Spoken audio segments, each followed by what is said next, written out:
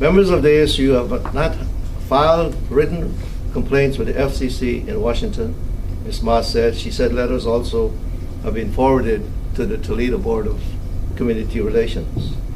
Ms. Ma said the ACU had set a 27 June deadline for the station to respond. There's a planning meeting at BGSU to map out the strategy, including organizing a boycott of the station's advertisers if the station does not respond favorably. Ms. Ma said the group wants Garber off the air, along with a public apology for the Chinese restaurant incident and a promise that the incidents will not continue. Ms. Ma, a member of the Toledo Fair Housing Board of Directors, said American Citizens for Justice, a civil rights organization out of Detroit, has joined in the protest against the disc jockey. She also said that the ACU plans to approach other local civil rights organizations about the matter. We wanted to send a message that is not just ACU. This is a community-wide effort, and there is a broad range of people who are upset about this issue and prepared to take action.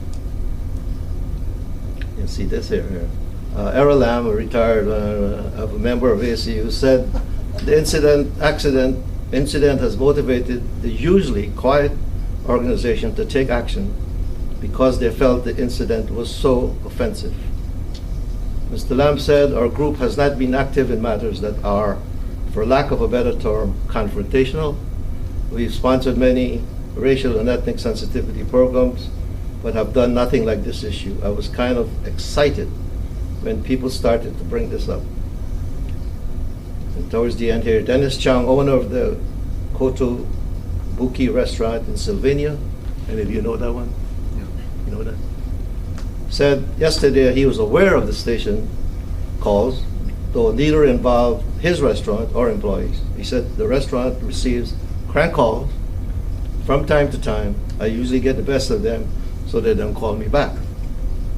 Mr. Chung said he personally would not have been offended by a call from a radio station, but understands why people would be. I grew up here. I've heard things like this my entire life. I don't believe Lucas should lose his job at the station, should at least apologize. So this is just an example of, to bring to some of you here, there's 13 of us here, so we're the lucky 13, that things like this happen in Toledo. Things like this happen, no one hears about it, basically because we are not really vocal. We are not vocal enough. We don't work in solidarity with other groups. We just react to what happens at the time, and therefore it gets lost, goes blowing in the wind, right? Just goes somewhere. I just wanted to talk about that because I heard the talk upstairs on the ISO, and I agree with a lot of things which was said. But you hear enough of these things, and we never hear, what are we going to do? We keep hearing it, and I'm just saying is that when we do these things, we need to address what we're going to do. I had just a little time to ask the man, well, what do you see the role of the students in the revolution that you're asking for? He really didn't answer because he had a pat presentation. He told me, which was okay. I didn't want to pursue it. But I feel, and I know, that to change things, the students have to be a part of this revolution. And it's incumbent that I see here at Bowling Green that we don't have it. We don't have that type of spirit that is necessary to be a part of the student movement that will be a part of the upcoming revolution. And I still work at it, though. I still work at it. And I think that I'm sure there are others who work harder than me, but they work somewhere else. Now, having said that, I want to say that publicly, to give a lot of credit to Freedom. 3 years ago, you started this open mic in the union. Well, I'll tell you something. I've been around here a long time. And I don't know who or what or how you brought it up to have this open mic in the union. And now We're in the third year.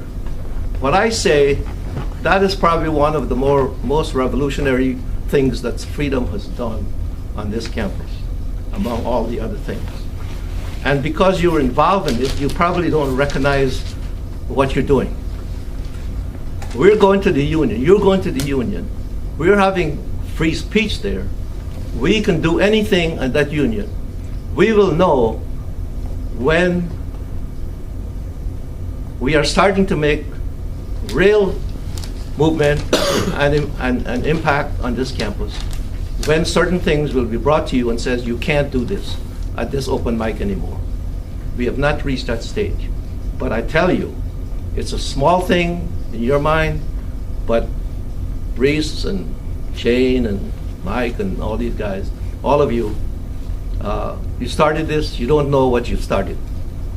And I would like to encourage you, now with this year, with the addition of SOS Brigade, this thing can grow. You know, just imagine you have the opportunity to say anything at the union at this time. Anything. Why? Ideally, we could use the union 5 nights a week. It doesn't have to be the Freedom Group. It could be any group. I mean, when I heard that you all were doing this, I said to myself, oh my God, do they realize what this could be? And I think I would like to emphasize that it could be something that I've seen as one of the most radical things that you've done without realizing it. All right? So it's been 3 years now. I've been on this campus a long time. I remember, this will be always in my memory what was happening, but I remember the struggle that I was involved with others between 1986 and 1989, where we got this university to divest money from South Africa, and it was not easy. We were patient, we were smart, we were very political. That was the highlight of my time here. Maybe I'll see something happen with this open mic with Freedom. We had students, Peace Coalition, based here. The group that I was with the anti-apartheid was the Progressive Student Organization. Peace Coalition worked with farm workers, helped them, in their strike against Campbell and all of these people. Student community. We worked at concerts to support Nelson Mandela when he was in jail on this campus. And then we had, in my time, I remember, and I don't see them coming here anymore, people like Angela Davis, the late Shirley Chisholm, Dick Gregory, people who really talked about political things.